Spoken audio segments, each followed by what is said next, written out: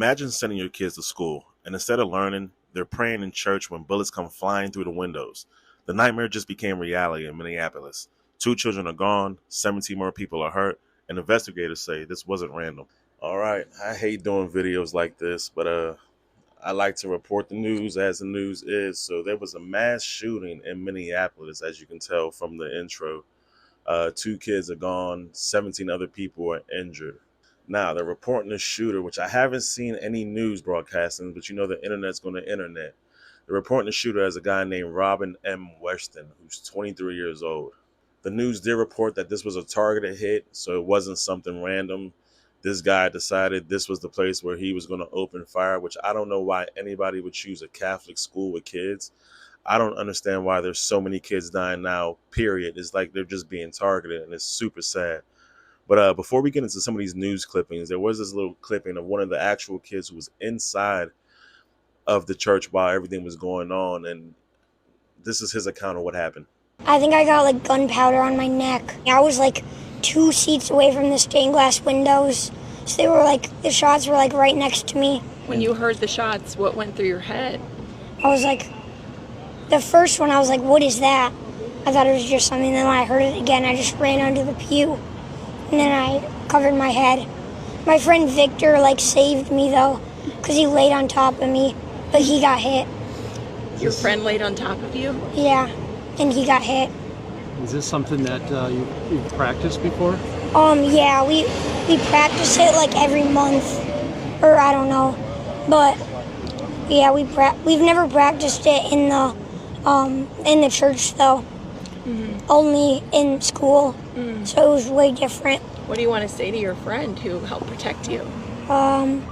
He's really brave, and I hope he's good in the hospital. And what do you want to say to everyone that had to go to the hospital? I hope you're okay, and Watching that clip is probably one of the hardest things to watch, to actually see a kid who you can tell he's just an innocent kid. He just wants to enjoy his life and play with his friends. To have to go through something like that to the point where his friend jumps on top of him and also gets hurt. You know, shout out to that kid who clearly a hero. Parents clearly raised him right. It's crazy to think that there's even drills for this, and it's necessary. With the world we live in nowadays, you have people who do crazy shit like this. But I want to get into this next clip, which was the actual mayor of Minneapolis, and you can tell the guy was almost brought to tears while he was talking. So let's get into it real quick. Don't just say this is about thoughts and prayers right now. These kids were literally praying. It was the first week of school. They were in a church. These are kids that should be learning with their friends. They should be playing on the playground. They should be able to go to school or church in peace without the fear or risk of violence, and their parents should have the same kind of assurance. These are the sort of basic assurances that every family should have, every step of the day, regardless of where they are in our country.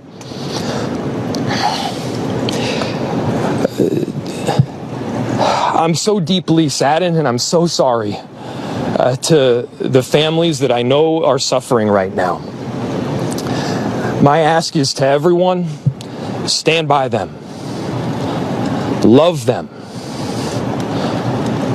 These families have forever been changed, and we've all been... All right, now just to give you guys some context and some background on the shooter, I found a video on TikTok, which is called from a channel called Just in Crime. So definitely give him a shout out. Go subscribe to him.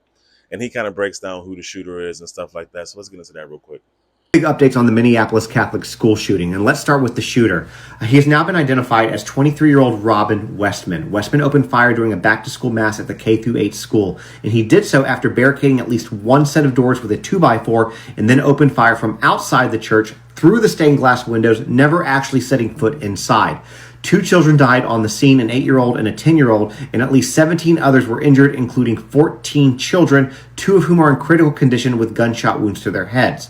Afterwards, he took his own life. Police are also looking into a disturbing online trail tied to him, which includes diary entries, weapons diagrams, the chilling references to other mass shooters, and on his magazines, he actually wrote things like, for the children, F everything you stand for and where is your God, amongst other things. Now, there are photos of this and even a letter that he allegedly wrote before committing this horrific atrocity. And you guys know how TikTok is, though, so I've posted them on IG if you want to see the full pictures and read some of what he allegedly wrote. All right, so as you can tell, I'm pretty sure this guy probably has some mental issues. Clearly, anybody who opens fire on kids has to be a little bit crazy or on the spectrum of being crazy. Now, my opinion is if you feel the need to unalive yourself, I don't understand it. You know what I mean? But like I said, it is what it is. But when you feel the need to take others, especially innocent people, along with you, that's just disgusting. But, let me know what you guys think down below. And as always, God bless. God bless the family of the people who are hurt, the kids who were lost. And as always, I'll see you guys in the next one.